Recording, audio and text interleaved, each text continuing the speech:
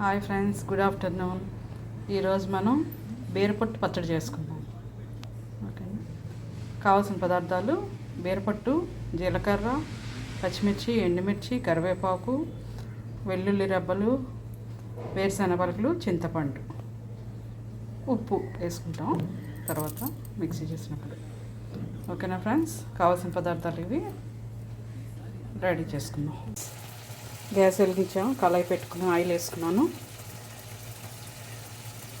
ఇప్పుడు మనం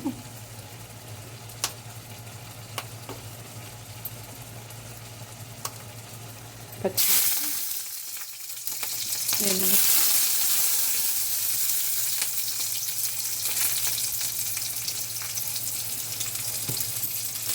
వెల్లుల్లి,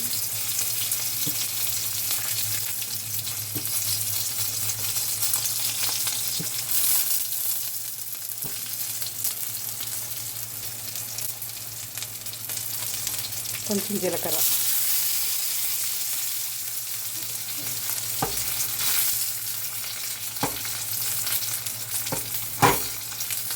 కొంచెం కరివేపాకు,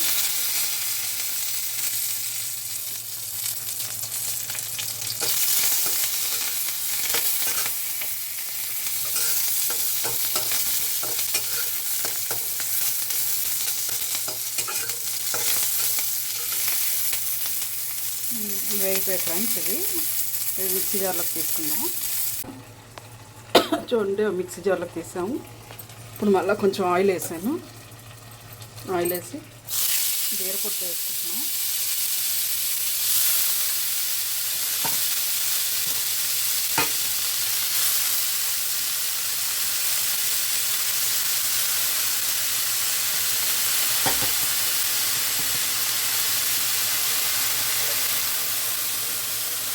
పచ్చివాసన పోయే వరకు వేగాలి.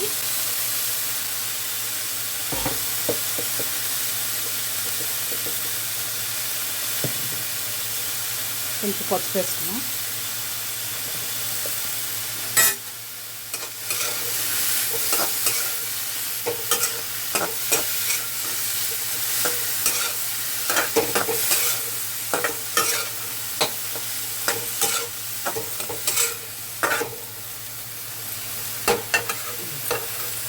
బాగా వేగిద్దాం. చూడండి ఫ్రెండ్స్, బీరపొట్టు వేగిపోయింది, తీసేసుకుందాం.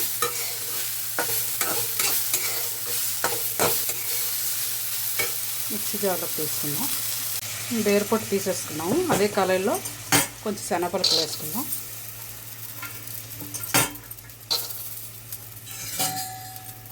శనగపలుకులు బాగా వేగాలి.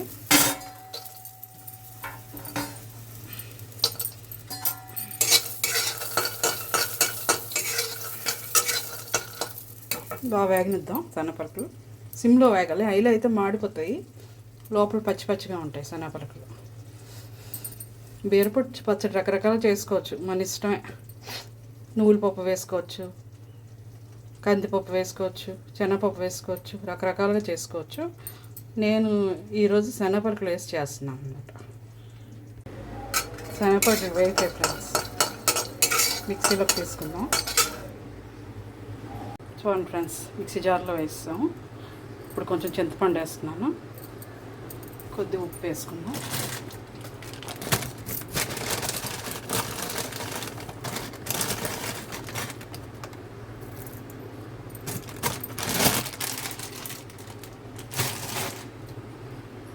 మిక్సీ చేసుకుందాం.